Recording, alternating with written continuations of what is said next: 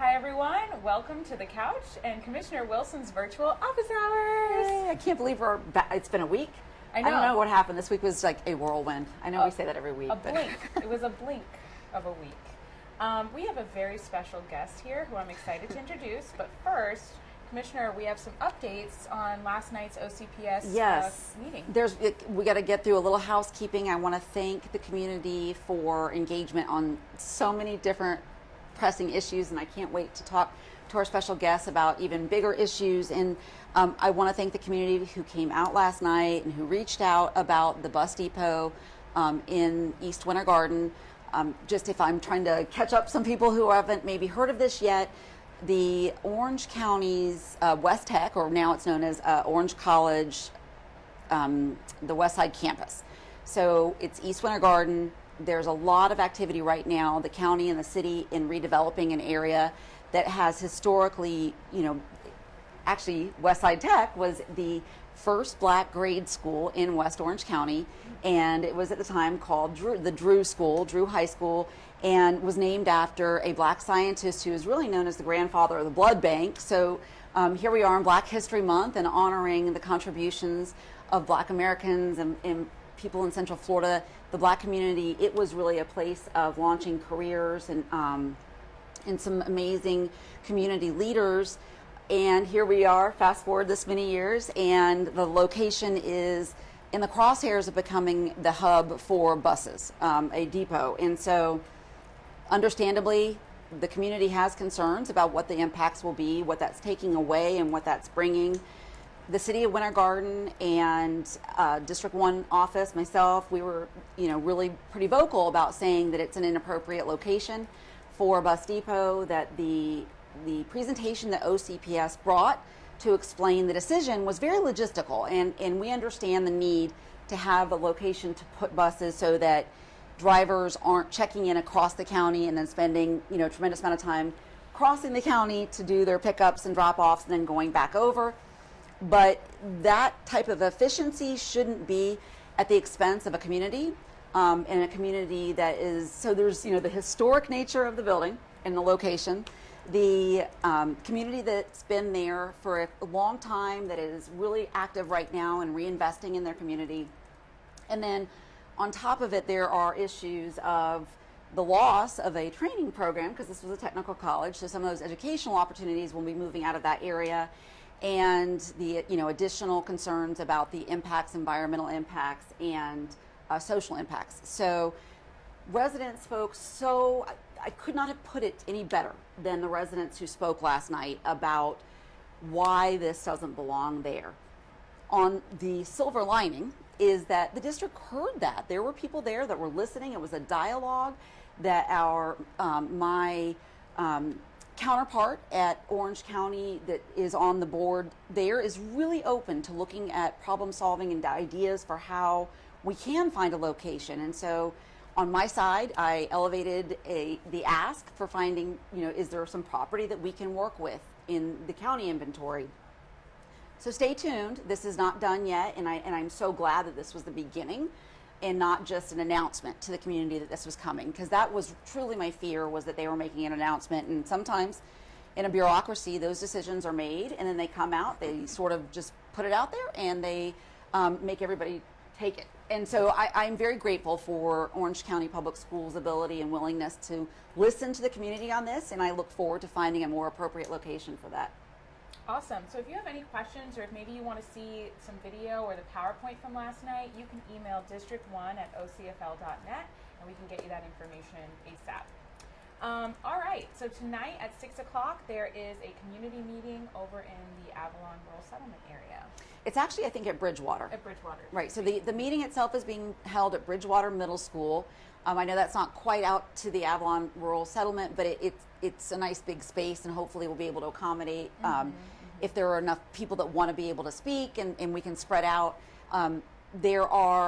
There's an application for development in the rural settlement of a church, and this is the process, is to come out to the community. I did speak with the applicant about my concerns about the footprint of the church, and in our comprehensive plan at Orange County, one of the things that really falls into the parameters of a rural settlement is restrictions on building sizes. And so my ask was, when I met with the applicant, could we bring that into what the appropriate size would be as far as a footprint in the rural settlement? And they are very, they have a very set idea about what they want to bring to that area. So this is now the community's opportunity to weigh in and let them know whether or not you think it's a good fit. And it goes from there. There'll be a continued process. It goes to be reviewed by the BZA, and so this isn't the beginning or the end of this hearing either. But hopefully, if you're part of that community, or if you know, rural settlements and keeping rural settlements rural is important to you, this is your chance to weigh in. If you can't make it, throw us an email, let us know. We can still pass that information along. This is really an important thing for our constituency to make sure that they're being heard. And Drew, behind the camera, will be recording it so that we can send it out to you in case you do miss it. Yeah, you guys can't see, but we got Drew right here, so we always... We gotta toot his horn. So you know, yeah. Awesome. And then, of course, Commissioner, you've been at every single redistricting meeting, and it's coming up at the BCC, so. I've been really concerned because District 1 grew really fast and has the most residents right now, which means that I know there were people who I've been engaged with that this office is working on issues with that will be redistricted into another district. And so the final map will be presented, or two maps really be presented to the Board of County Commissioners on Tuesday. And once the legislature basically closes session, it's locked in. So if there are any final concerns about the way that redistricting of your county commission looks, and you have a question, you're on the line there and you're not sure, are you in, are you out, do you get a 1 or 2, just give us a call, send us an email. There will be public comment that they can take on Tuesday if you have specific concerns. And this is your right. There are constitutional principles that are protected every time we go to redistricting, and those constitutional principles are, upheld by the Board of County Commissioners, but sometimes hearing them, restated by the public, it doesn't hurt. So if you're interested, please come out, please take a look at those, and just let us know if you have any questions. Awesome. And feel free to drop your comments in the comment box. We can answer them live at the end. So we just went past Valentine's Day. And when I think about Valentine's Day, I think about love. I think about loving my community. I love my community. It's super inclusive, diverse. We're working every day to make it more equitable. And I can't think of anyone who is working even harder than Robin right here. So true. I am a mega fan. Yes, let's just give her a warm welcome while we got her here. Yes. We actually met at an Orange County Environmental Democratic Caucus meeting. Yes. Talking about loving the planet. Yeah, it's very true. And that's where I met you and found out that you're actually a huge activist for LGBTQ rights. Yes. And then I followed you on Facebook, and I've just fallen in love with you. Oh. So yeah, my name is Robin Witt. My pronouns are she, her, hers. I am a board member of the Rainbow Democrats here in Orange County. My work is in LGBTQ plus advocacy. So right now our big focus is in two areas. It is the school boards, because we all know that there's a huge effort to ban LGBTQ plus books, in addition to books focusing on Black lives or immigrant experiences. And my other area would be in the legislative session in Tallahassee, where we are seeing 22 anti-LGBTQ plus bills move through the session. Some of them are moving very fast. Luckily, many of them are not moving at all. But it's the principle of the thing. It's the fact that they're trying. And that's not to say that Democrats aren't trying. There's 19 pro-LGBTQ plus bills, so it's pretty balanced. It's just because it is a majority, or rather because Democrats are in the minority and there's just not enough allies across the aisle to help us with our priorities, then we just can't push our stuff as far as we would like to. And they're able to, the majority, because it's not all Republicans, of course. It's unfortunately there's 1 or 2 Democrats who side on the anti-LGBTQ side, but it's unfortunately there's enough of them to push through these bills, and I think that's we can talk about some of them. Yeah, so Robin, and this is something that, you know, so often in our society right now, things are polarized and things, there is this corner and this aisle and that aisle. We pull all of that off and we just talk about humans. And we talk about the human experience. Absolutely. We always find that we have more in common with the people that have cloaked themselves oftentimes in those titles, whatever the side of the aisle is, whatever the group of pundency. And so I guess what has been really alarming for me in local government, and as somebody who cares about the humans in my life and in our community, is what are the real impacts of some of these. And I mean, you know, let's kind of go with the ones that have the best chance of being put through. What are the real world impacts that we may be seeing? So we can start with House Bill 7, which is, let me pull up my notes here. It's the Stop Woke Act. So Governor Ron DeSantis premiered this a few months ago to much perceived fanfare. The idea of this bill is essentially to eliminate training on diversity, equity, and implicit bias that are key to creating inclusive, respectful workplaces.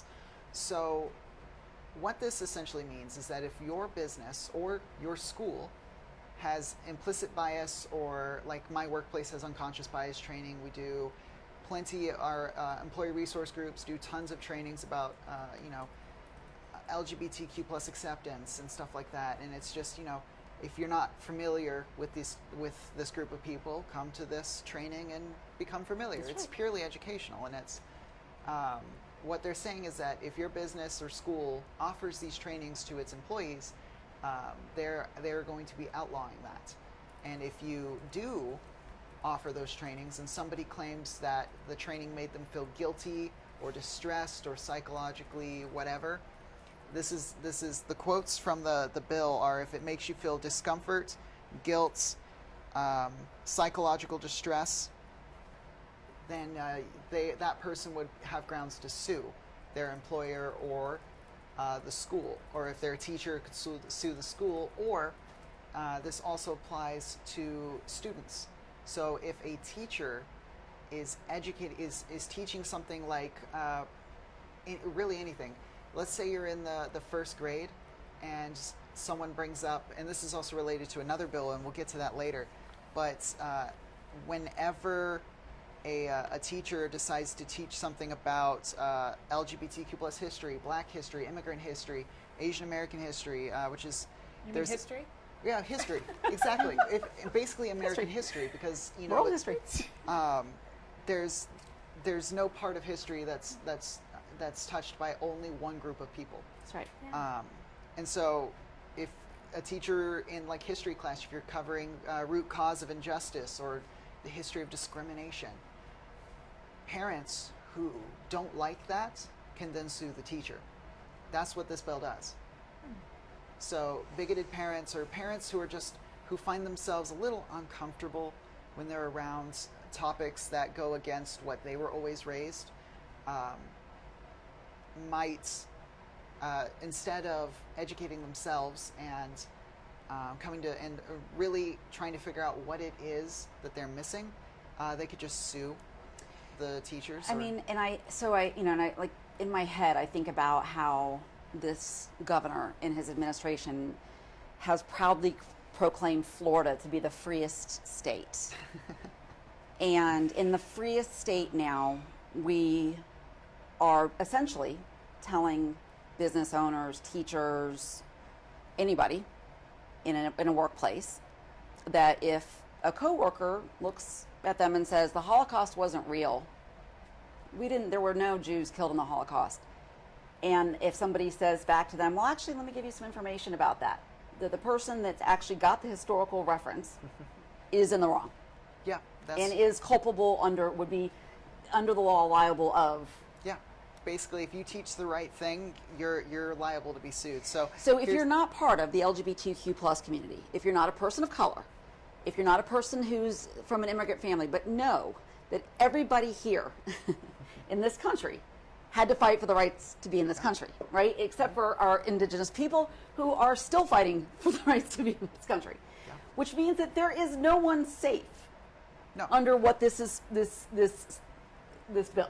There is no one safe. There is no. It's incredibly vague, and a lot of people are saying it's probably unconstitutional, but that's not the point. The impact of this bill is to pass it and provide red meat to voters who think similarly. And to chill everybody, right? So if you're having a discussion, an open discussion in a classroom setting or in a training at your business, and there's any potential risk of litigation. I mean, we've been in so many settings where people are like, well, they don't do that because someone can sue. And you know, as an attorney, 9 times out of 10, I'm like, no, they can't actually. There has to be something more substantial than that. But it doesn't matter, because if the threat of being sued removes it from the agenda, removes it from the discussion, removes it from the syllabus, then it had its intended effect. Yeah.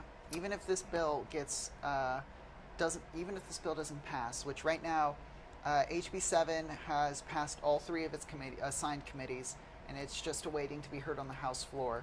And its Senate counterpart it's passed its first committee. They'll probably just go with the House bill version though, because the 2 versions I don't think are exactly the same. So. Which is not common either, is it?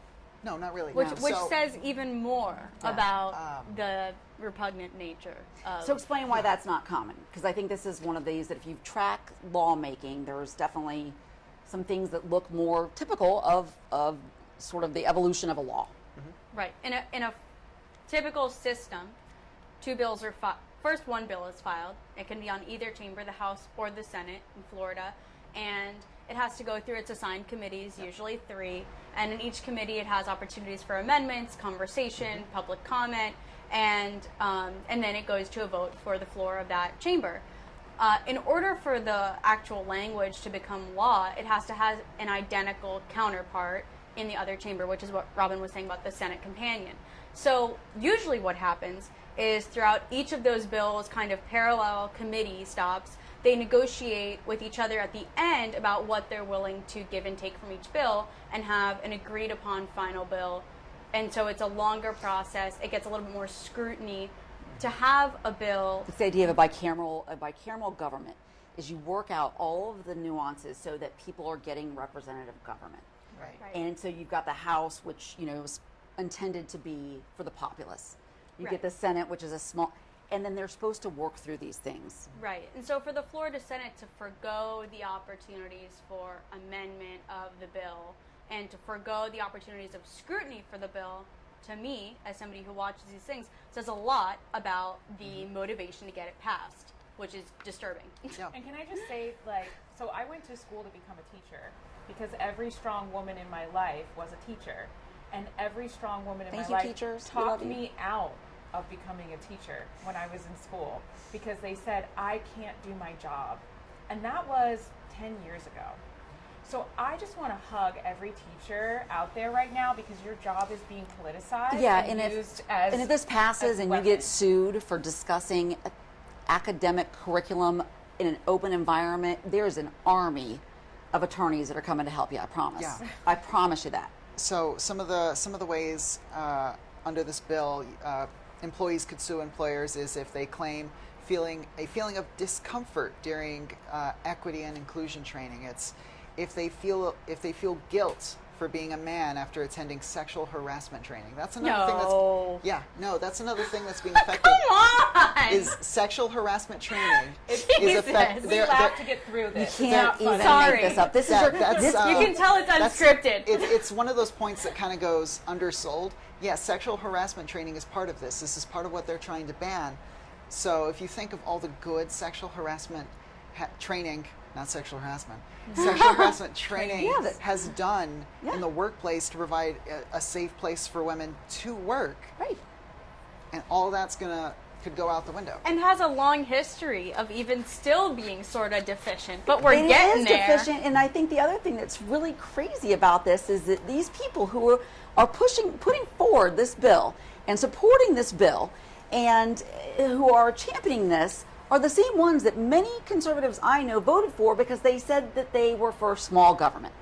I can't think of anything less small government than a government that's willing to walk into every boardroom, every business, every classroom and tell you what you can and can't talk about. Small government is it's a red herring. So it's an Yeah. illusion. It is. That's just one Yeah, out of 22. Let's go to the next one. Well, we'll go through in detail two of them because they're the two that are moving the fastest. So the Okay. second one we'll talk about is HB 1557 and Senate Bill 1834. It's the Don't Say Gay bill. So this bill you probably heard about a lot it's because it's taken off in the news media. You might have seen Representative Carlos Guillermo Smith Thank on you. CNN, and so essentially what this bill says is it bans discussion of sexual orientation or gender identity. So basically, LGBTQ plus people from primary school classrooms, or anything deemed in a manner that is not age appropriate at any level of school. So Not too vague. Oh yeah, not too vague. So it's that's being sarcastic. It is Very incredibly vague. sarcastic, sorry. So It's horrible. they can apply this to any LGBTQ plus topic at any level of education, K through 12. And what the impact of this is, a first grader with two dads cannot talk about their two dads, cannot bring one of their dads or both of their dads in for career day. What are you doing to people? This is And, horrible. you know, LGBTQ plus kids can't share who they are, can't be open. That's the point. And what about, you And- think about the history of Obergefell and the idea of, the Marriage Equality Act. And are we just going to open up the books of that piece of history and just Yeah, you can't talk tear about 'em out? the Supreme Court decision. You can't talk about Stonewall. Can't talk about, and it's Equality Florida just put out a TV ad about this. Yeah, where it's a excellent. kid brought up her two moms, and then sirens go off in the classroom. I mean, it's dramatic, but it's effectively what it is. It gives grounds to sue. It gives parents grounds to sue if any of these topics are discussed in a classroom. So if the kid with two moms talks about their two moms, well, Susan's or rather just homophobic mom could then sue the teacher, and it's bizarre. So it is really bizarre. House Bill, the impacts of this is they're trying to force LGBTQ plus kids back in the closet. Now, Or out of public and- schools. My other theory is that Or out of what public they want to schools. do is basically dismantle all the things that make a great school system. Mm-hmm. And one of those are free thoughts and they started that a long time ago. Yes. I went to school in Yeah. Florida. Yes, and to They see started that these a long time ago. the undermining from all fronts, and I think that this is one of those because we all, you think about the people in your life that you know that this will affect. Yep. And what it does to me is make me want to protect them enough to not let them go to a public school so that I can make sure that they are not penalized for being who they are But or for having two moms or for having. If you try to go to a private school, Right. those are even more discriminatory. So Right. it's just it's a pushing them right back in. and they have legal options to discriminate too, right? Because they Yes. have cover. Yes. Which they shouldn't because they're don't- also they getting don't get- funds from the Right. They're not right. playing on the same rule book, right. and it's depressing, honestly. So let's talk a little bit about the emotional impact of that, right? So you're a child. I know my best friend, we were in a very inclusive setting at our school. People were openly gay at our school, but he was so terrified. I put a rainbow ribbon. You know how they had those like awareness ribbons? I put one of those on his truck, and he ripped it off in tears because he was so scared that his truck was going to get keyed at school. And even though acts like that weren't happening all the time, just the inherent fear was crippling for someone who wasn't out. Imagine this, where you can't talk to your teacher. You can't the trusted adults in your life. talk to anyone. You're literally forced. And even if you do, if you're a teacher, you see a child suffering, you can't do your job and be that empathetic tool that is so needed in development. God, where's the humanity in that? It's just unbelievable. I mean, it is. Well, that's the thing. It's like, we know these bills are most likely unconstitutional, but it doesn't really matter because you're just getting them out there and getting them pressed, regardless if they pass. Right. Unfortunately, it looks like some of these might, but it's regardless if they do or don't, the point is the fear. The point Yeah. is to rile up their base that likes this sort of stuff and then drive fear into the rest of us. And Right. we look at like, what is the impact on kids? Yeah. So already right now, 40% of trans high schoolers are 36% of trans high schoolers are attempting suicide. That's not thinking about it, they are attempting. And so you think that's 1 in 3. That's 1 in 3. And in the state of Florida, since statistically 2% of high schoolers are trans or non-binary, and that's according to a CDC study. So that would mean in Florida, that's about 17,000 students. Right. Where a third of them are actively, statistically at least, actively attempting suicide. Oh my with gosh, and that's what's 2/3 reported. of the That's two-thirds of the That's total. what reported. Yeah. 2/3 of the total being contemplating. So it's, and this just makes it worse. If the little freedom that's allowed to LGBTQ plus students, especially trans and non-binary students, if that little freedom is then taken away and they are ostracized further and further, that suicidality is just going to go up. Which And is what I think their motive is. I think that they're happy to see people suffer. It's not Yeah. even about what the outcome is in terms of our schools. It's that suffering that I think is I don't the know. motive. I don't And know, but it's I to want to keep say us something. I on the want to talk defense. to anybody who's listening who needs to hear this. They don't represent me. Right. They don't Yeah. represent this office. They don't represent the people I know here in Central Florida and all over Florida who love you, who see you, and who will fight for you. I am embarrassed to be from a state that says we don't love you, we don't want you. It's not, they don't speak for us. And I'm frustrated right now. We're having this conversation, but the fight will go on. And It's I a want you to swing know state. that right. the fight will go on. It's important to remember, right, like you said, it's a swing state. We're not a red state, we're a purple state. We get so close every time at our statewide elections. So it is important to vote and vote by mail if you can, because it is so much easier to vote when the ballot comes to you. And then if you're concerned about mailing it back, drop it off. Right. Drop it off at a early voting location or something. That takes Safe, care of it. secure, and if you have questions And- about that, go to Bill. And you're in Orange County, go to our supervisor of elections website. Is a wealth of information. Help the people you know who care about this. I think about my young people, and at 16, you can go in and get your driver's license. You register to vote that day, and then you get onto the supervisor of elections website, and you make sure they're sending you your ballot, and then we'll get these creeps out of there. And they don't speak for us. They don't speak for you. And no more of that. I am. So just a couple more red meat sort of bills that aren't moving, but you never know because you can see them. This is what they did with the anti-trans sports ban last year. Is they brought it in Exactly. as It's an an amendment. amendment Which is just to a sneaky. bill. So any of these bills, regardless if they're moving or not, we could see again. It's not over until the close of business March 11th.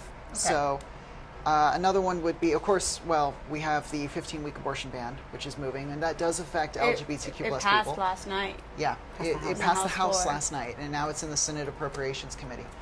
So if it passes the Senate Appropriations Committee, which it will, and then it passes the Senate floor, it will then move on to the governor's desk. So that passed the House last night, and so expect to see that in the Senate Appropriations Committee next week.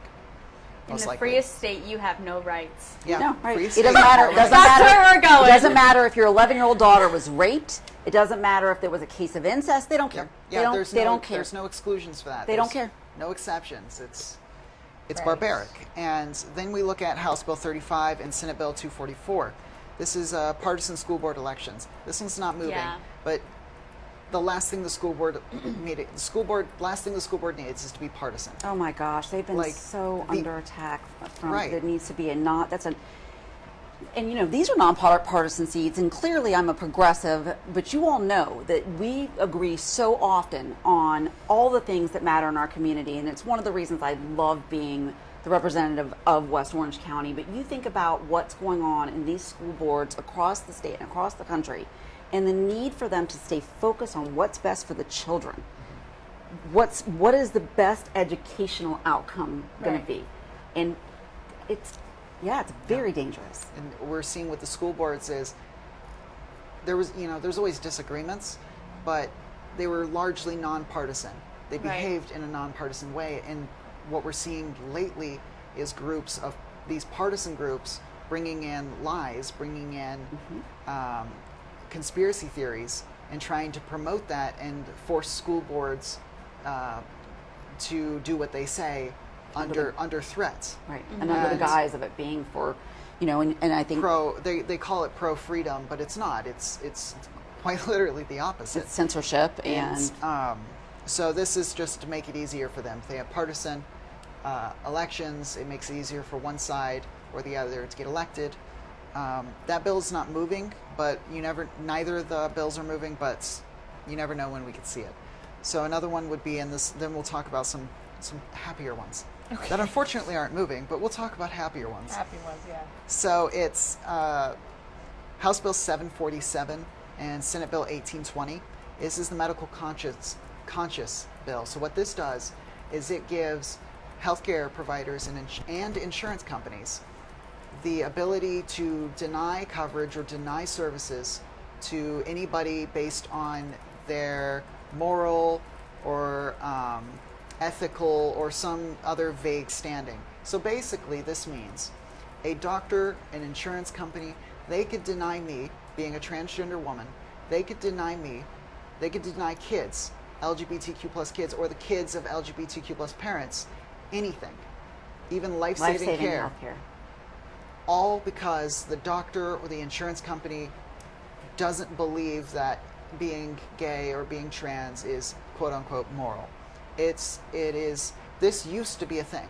We got rid of this a long time ago, and now it's back. Now luckily this bill doesn't seem to be moving. Granted, keep that with the little It's footnote. just terrifying because I think But if the this idea. passed, I'd have to move. I Like, was just thinking about how many actual doctors yeah. will go. I mean, because it is a violation of their Hippocratic oath. My husband's a physician. If someone, that he was relying on as somebody else in a room as a medical professional made a decision like that, I mean, you can imagine what kind of tension that would cause in an operating room, and rightly so. I mean, we're talking about major archaic, like, Aren't there bills that regardless, if someone's unconscious, let's say, and you go to the hospital, you have to help them even if you can't confirm that they have insurance? Yes, this But this would is a change huge that, right? This would change that, but it's also a huge conflict with tons of other federal level. Right. Yes. Like the Good legislation, Samaritan so- laws and well, that's stuff, a right?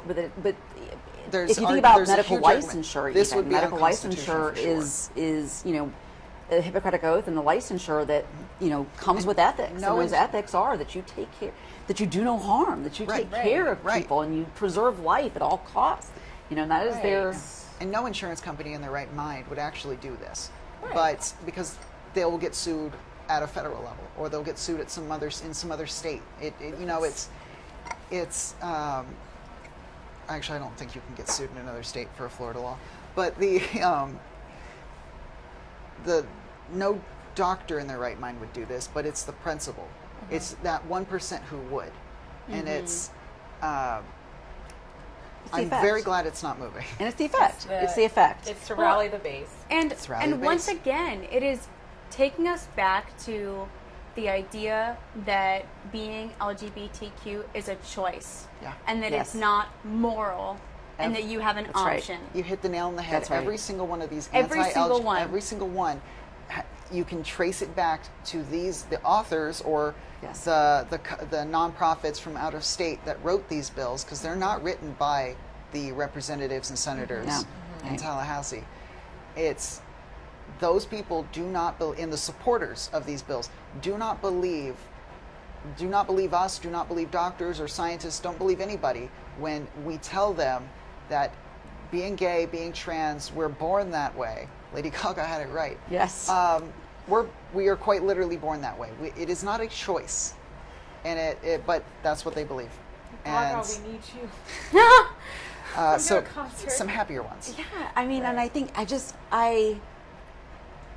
I I just want everybody out there who doesn't feel like these things affect them to do a personal inventory and think about the people you love and think about love and think about if you are a Christian and what the idea of being a welcoming, loving Christian person is. If you belong to another faith and I think the overarching principles with the people I know that are people of faith is the idea of acceptance and love, and these are contradictory to that. These are hate-filled and punitive, and I believe in the separation of church and state, and I believe that we should be making laws based on our social contract.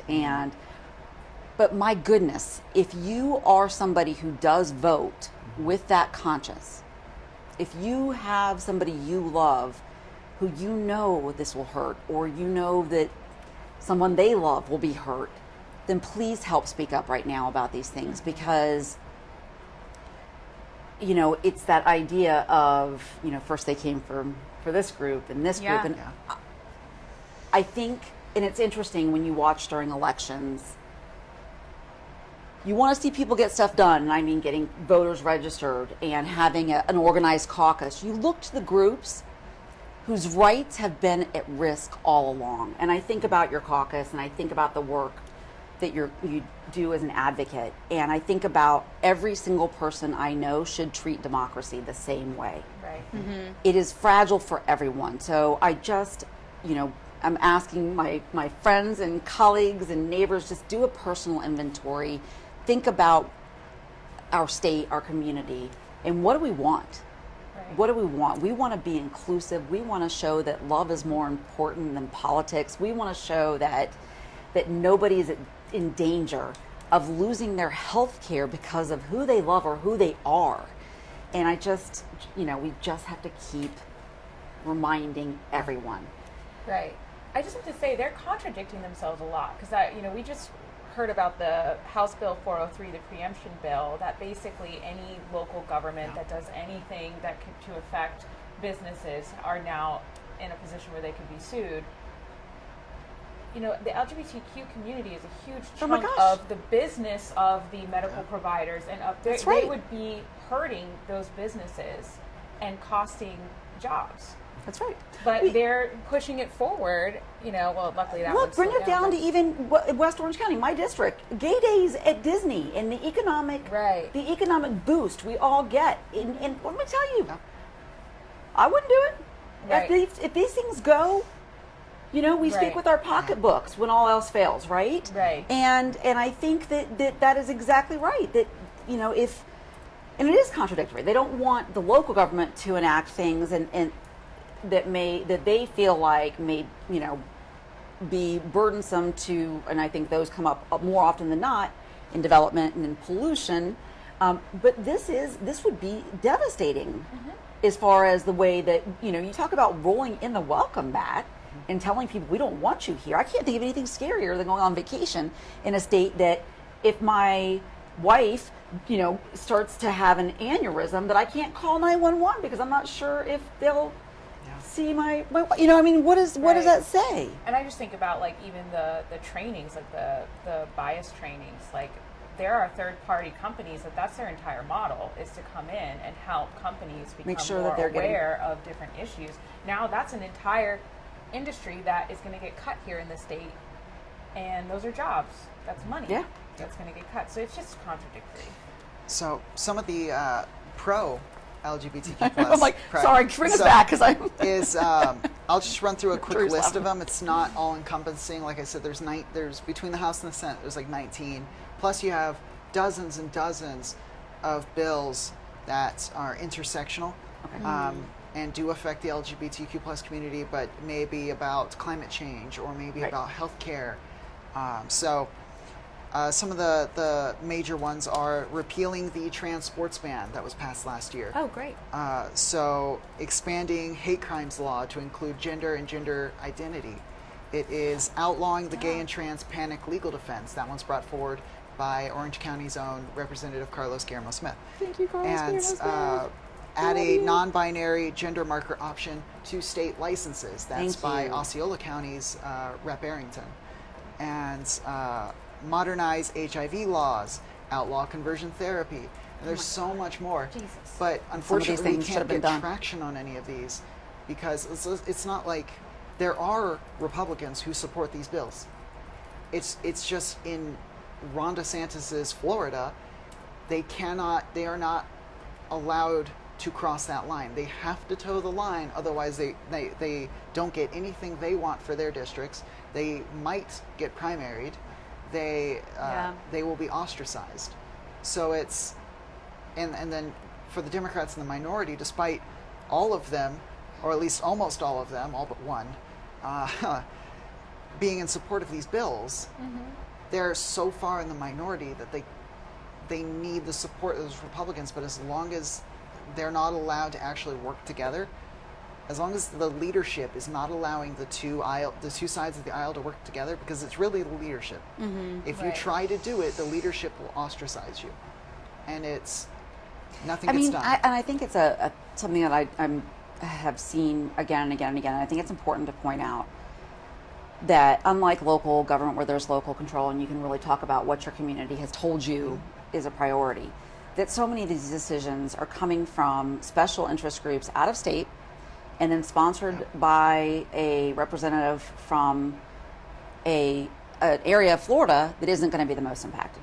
Right. And you know, I even want to speak to that because I feel like that's what we say, but there are queer people in rural Florida. Yes. And I'm they one of them. exist and they need to be protected too. Yes. And acting like they don't is a falsehood, obviously, and Yeah. endangers them. It's just harder to vote out. significantly. Right. Right. But And they're not it's- even opposed. Like some of those It's just rural so ridiculous the way we districts in the north, geographically Well, separate that like, line. There's so many representatives and senators in North Florida or the middle of nowhere Florida that do support us, Right. but they can't cross that line. And it's like Right. I'm also a rural, an LGBTQ plus person from rural Florida, and it's like we exist and Right. we vote, and part of what the Rainbow Democrats does and what all the chapters and all the other counties do is we try to make as much noise as we can to give a voice to all of those people, even in the most rural Right. of counties. And it's I mean, and we talked about this before we went live. I think also, you know, if this is something that's interesting to you, join an organization, speak up, Yeah. become an advocate. I think, you know, someone in my family that I love very much felt very hopeless and helpless until they were able to participate in the process of advocacy. And I think, you know, from there, maybe consider running. Yeah. Because the best thing we can do is, you know, put people in the seats who are in that community, who then have a voice literally in the room where these things are being discussed. And, you know, for all of this to fall on Carlos Guillermo Smith's shoulders, and I know Or he's Anna not Eskamani or and Anna Eskamani, but I just Geraldine think that, Thompson. Geraldine Thompson, Linda yes. Stewart. Listen, Basically all the Democrats representing Orange County. Orange area. County, yes. We're in a little blue bubble. But I meant the sometimes. fact that you know, he as a proud gay man who is, you know, feels, you know, the weight sort of the burden of a community on him. Wouldn't it be nice if every corner of Florida had a Carlos Guillermo Smith to speak up? Because then you would have some from across the line. You know, if you would have some that were purple, blue, red, and that's, I mean, so if you're thinking about it, it doesn't matter if you were raised in a conservative house, if you had if you part of the Young Republicans Club, no one cares. What matters to you? And if part of that is the freedom to love who you want to love, then this is still an issue that you should really worry about these bills, and that people in your party maybe aren't considering thinking outside of the box for their constituents because they're being told to step in line. Right. And actually, you know, I feel like a lot of Republicans are a little bit more on that, like, moderate, like, these are very extreme. Libertarian. Very extreme bills that are just radicalizing the voice of what being a Republican is. Like, I kind of feel like strategically that's happening across the country to try and, I don't know if it's a distraction I don't know if it's just they want us to all be divided and polarized, and so they're just shooting at the sky, even though many Republicans, I don't believe, feel this way, feel this kind of hate. They're very hateful bills. So I'm just wondering if you think there's a strategy in just rallying the base just to make it so that more and more Republicans that are extreme are moving here because they feel aligned with that feeling, so that maybe there's a long-term goal for DeSantis to run for president or something. This you've hit the nail on the head. This is exactly what it's about. It is. I call it red meat because it's meant to bring a specific subset of their base into a frenzy, and so you have like. There's rumors that the governor might try and run for president after sometime in 2024. So, and regardless, he's running for re-election this year. And so a lot of this is, regardless if it passes or not, it's just to rally the base who will support him. He wants and to bring people into the state. He wants because when we talk about he calls it the free state of Florida, but we all know that's not what that means. Yeah. It's free if you're white. It's free if you're a man. It's free if you're cisgender. It's free if you're straight.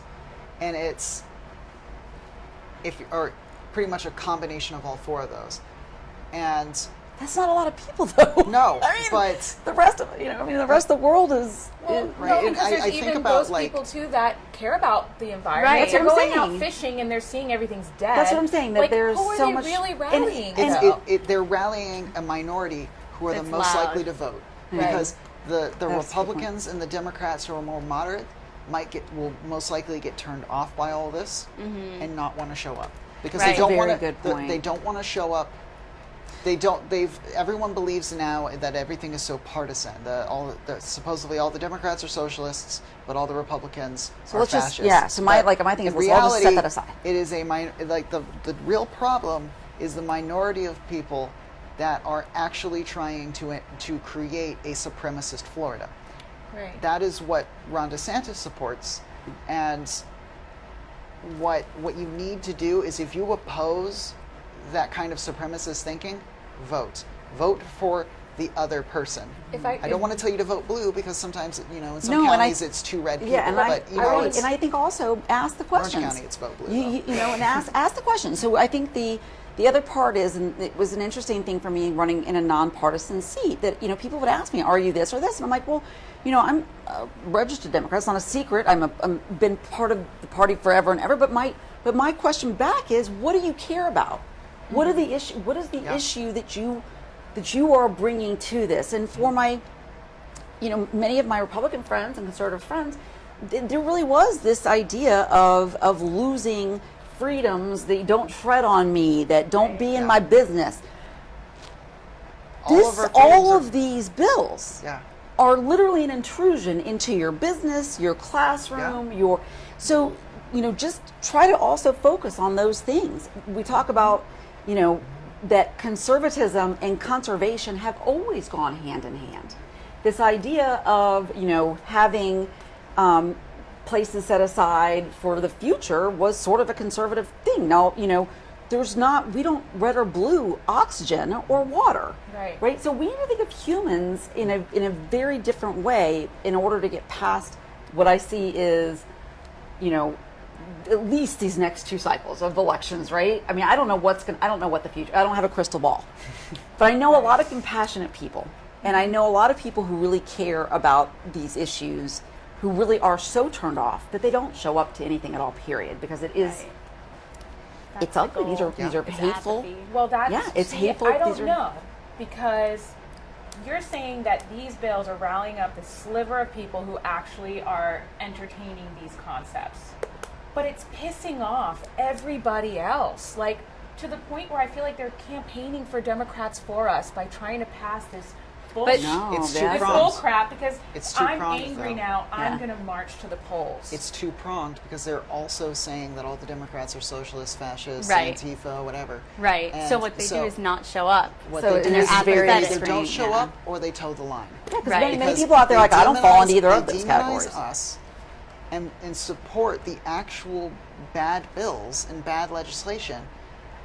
And media literacy is at an all-time low. Yeah. Yeah. So you're right.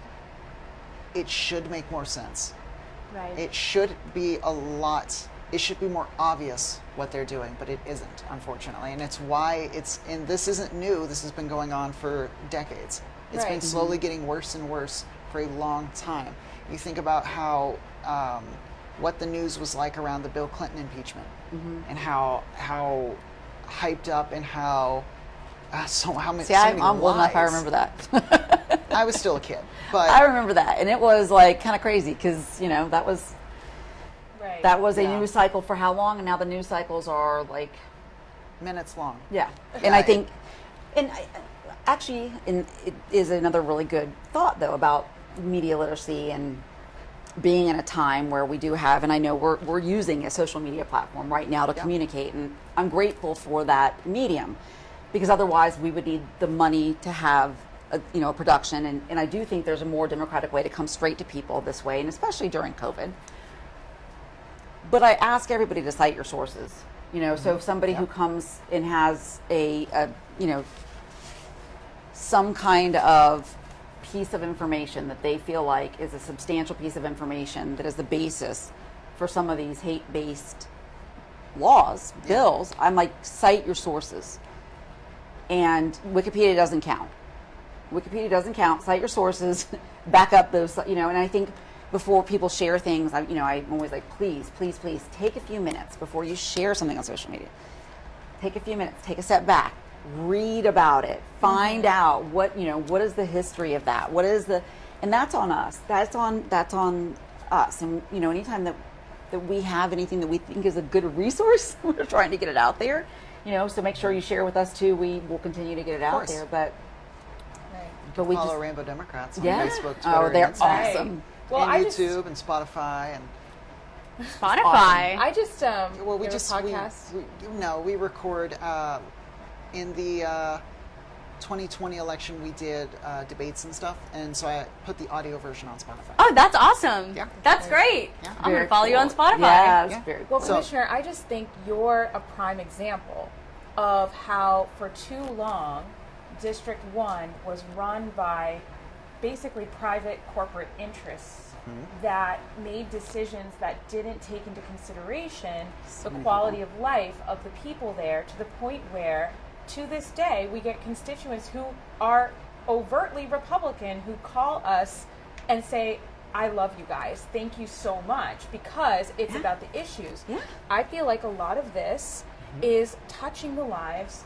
of so many Yes. people that at a point you can't ignore it. You can't get apathetic to it, whether you're Democrat or Republican or whatever. You have to go to the polls and say, I deserve something different.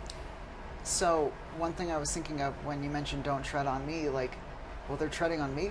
Yeah. These Right. bills tread on me. These- These that's bills right. tread on your Treading. LGBTQ plus That's family right. members, your gay Right. and trans family members Walk and right friends. into your doctor's office. So, and when they're done treading on me, they're going to come and tread on you. Right. It doesn't seem like it, but they will. Yeah. So it's, why vote for them?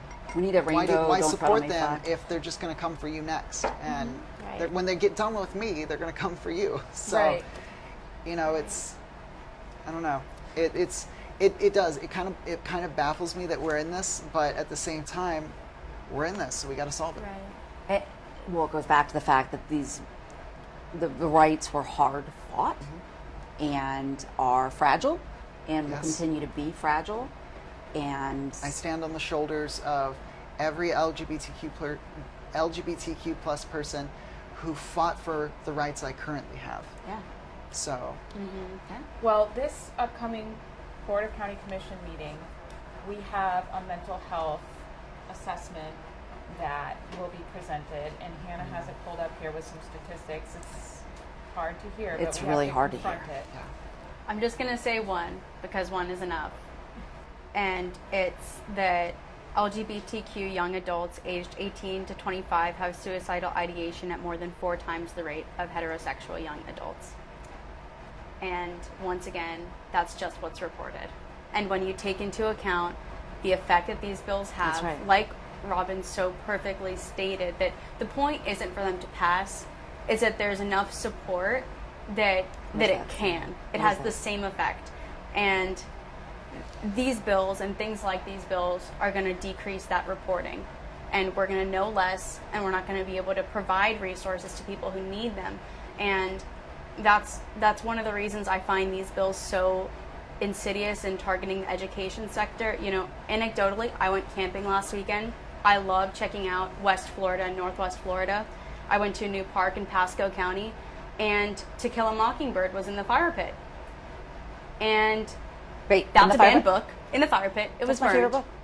It was burned, and I picked it up and was like, what do I do with this? Because my mom's a teacher. Oh my Put gosh. that on your mantle. That's a trophy. Yeah, I put it in my car, and I was disturbed the rest of the night, because what it said to me is that the people who did this are not so evil. dangerous. They have been neglected. They've been failed by our educational system to learn the importance of democracy, and the fact that no healthy democracy has that happen. It is fragile, and these bills, and even bringing them up and broaching the idea when you have the power that you do as a governor and as a legislator, is despicable, to say the very least. Yeah. And it matters. Statistics Go like buy a that. banned book. Yeah, statistics like that. The LGBTQ plus kids are four times more likely to consider suicide. When you have these bills making it harder to get that number, but also driving that number up, the effects of this is that more kids are going to die.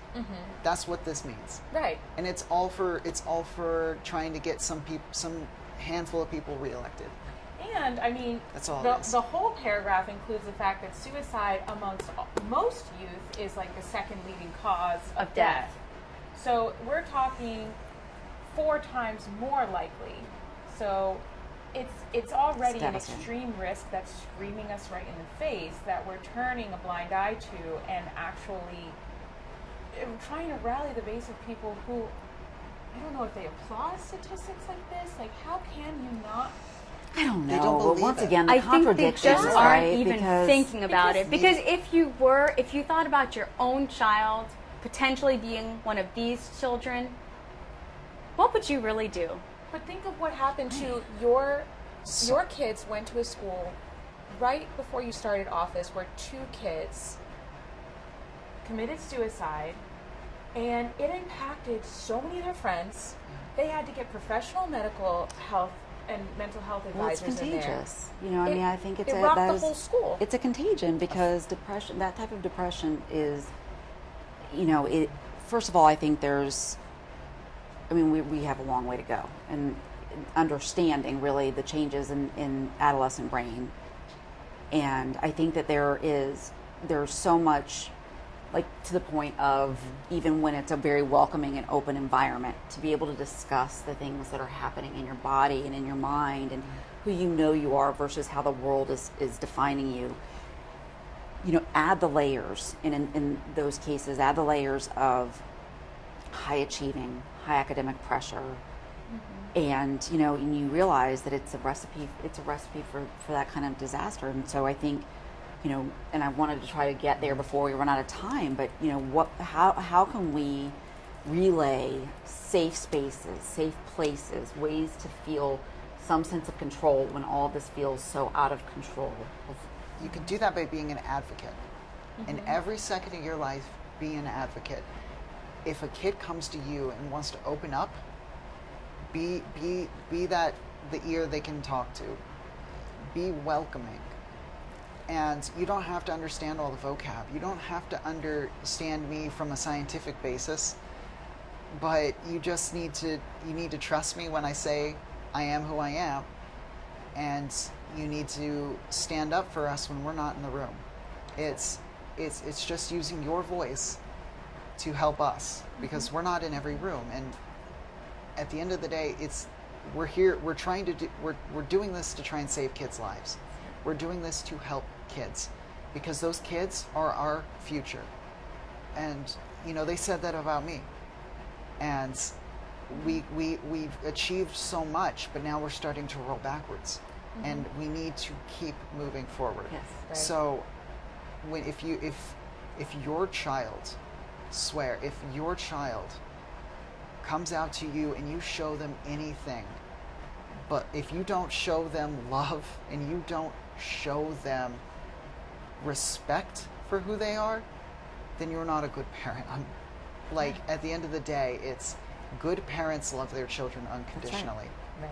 And if you can't do that for whatever reason, you're not a good parent. And I think it's one of those things that, for me, who went through this with, a child who came to me and I thought, I can't believe you didn't think I didn't know. We know, and I just wish that there was some way, to, obviously I try to make sure I've got a rainbow on me somewhere, and I've got some cues to the world that I'm a safe person to talk to, that if you need help or support, or if we're out in public and someone's making you feel scared or unsafe, that I'm here, and that I know I'm not alone in that. Like, I know that I'm not alone in that there are many people who would support you unconditionally, even if it's not at home, and that's okay, because home is where the heart is, and we can make our homes bigger, and our hearts always do grow. And I think having a community that loves you sometimes when your family can't is everything. Yeah. And we can, if you're listening to this, somebody, we can help get you connected to resources. Also, that there is counseling available. There are, really a lot of services, and getting sometimes the people who need them the most to the services is where we feel frustrated, because we know that the need is there, and we know that we've supported these entities to offer the support, and we just want to get them together. So if you're listening to this and this touched a nerve, or somebody, or you're that somebody, please reach out to us. And I think we're not a crisis line. This would obviously be us trying to figure out the best place near you to access support services, because you're not alone. You're not alone. Yeah. If you do know someone who is battling with mental health and you think that they might be contemplating suicide, please call 407-425-5201, which is Lifeline of Central Florida. And Robin, please tell the people how they can get involved and what groups in the community. So for LGBTQ plus rights, there's the Rainbow Democrats, and if you're not feeling to join partisan politics, that's perfectly fine. Although what we do is pretty great, and it's very impactful. And I highly encourage you to check us out. You can go to rainbowdemocrats.org or follow us on pretty much any social media. Other groups include volunteering at the center. You have the Gender Awareness Project. You have so many other key groups. The Bros and Convo Initiative, and The Zebra Coalition. Zebra Coalition. And I'm struggling to remember One them all. Pulse I was going to say, One Pulse Foundation. and we will put them all up online, because I do think, regardless of what happens, Divas in Dialogue. And so, yes, Divas in Dialogue. that's it, exactly. And if you're looking just to get involved in more politically, there's of course the Democratic Party. I represent them, so of course I'm going to plug them. But all sides, all different parties have representation here in Orange County, so you do you. But there's also plenty of nonpartisan groups as well. So just search what you love, and if it's LGBTQ plus politics, I'm hoping to hear from you. You could always email me directly at secretary@rainbowdemocrats.org. And let me tell you, it is such a great resource. When I think it was the last election cycle, when the amendments were kind of at the state, you talk about a way to, go to one stop. They were, the research that was laid out, the interviews, so as somebody who likes to really do my homework, I loved the amount of information that you put out. And obviously you heard her today, because it was like, It's a lot. it's a lot, and it's fast moving. We have, I've been making some infographics on and you can find them on our Facebook page, that summarizes these bills. And you'll find one specifically for the Don't Say Gay bill, and I'm making one for the Stop Woke Act, since that's very impactful. Another thing about the Stop Woke Act, they take every instance of the word ethnicity and change it to color. And they change every instance of the word gender to sex. And it's like, Right.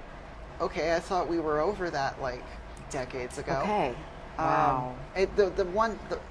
Like I expected them to do that for gender to sex because they've been trying to do that Yes. for years, but it's ethnicity to color. We're going back to that. That bothers me a lot, and It should bother all of us. yeah, Well, there is a rally for our collective rights hosted by One Orlando Alliance on February 26th at 12 o'clock. It'll be at 400 South Orange Avenue, 32801. I'll So, be there. I'll be there too. Okay, so where is that? Is that in front of I think it's the courthouse. That's courthouse? Okay, I was like, is that the right down Feels the like street? the courthouse. We'll be posting 400 it. South Yeah, we'll- Orange. It's either the courthouse or City Hall. City Hall. Yeah, either one. Actually, Yeah. I think that might be City Hall. But, Okay. But we'll be posting it for you. Yes. And thank you so much. You're welcome. Thank you Robin, so I'm so glad much. you're here. I'm so Yeah. glad you're here. And I don't mean that just here. Right. I mean On Earth. Yes. Yes. Thank It God. It just makes me I'm feel trying. so grateful Um, and to be part of this community and a voice.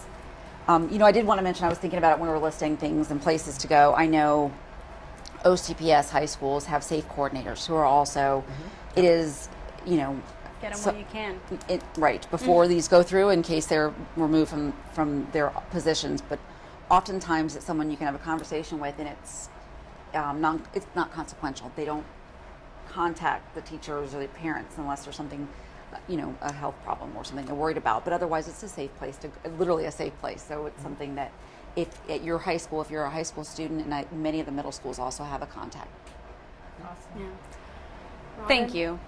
Thank you I- for fighting the really You're hard We fight. clapped Well, thank you, because like the three of you Takes are a our lot. most vocal advocates in the county commission, and so it is I'm a sorry. treasure to have the group of you, and I'm very glad to have been able to help you.